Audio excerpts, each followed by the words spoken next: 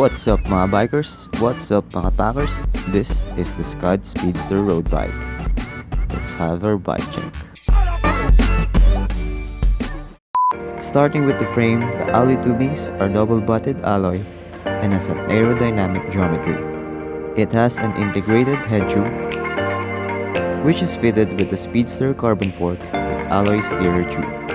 It has a Syncros RR2 cockpit set, which has an anatomic dropbar. The seat post has a width of 31.6mm and a length of 300mm. Attached to it is a Syncros FL 2.5 saddle.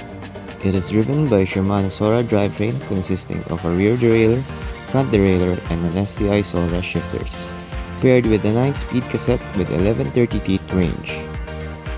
The crank is a 2x Shimano compact Octalink with 50-34T chainring, giving it a total of 18 gear combinations. Moving on with the brakes, it is fitted with a Tektro SCBR 525 brake calipers. The hubs are formula comped with 24 holes in the front and 28 holes in the back.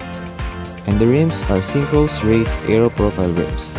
Fitted onto them are a pair of Kenda Contender 700x25C tires. And for the weight, it totals in with 9.82 kilograms.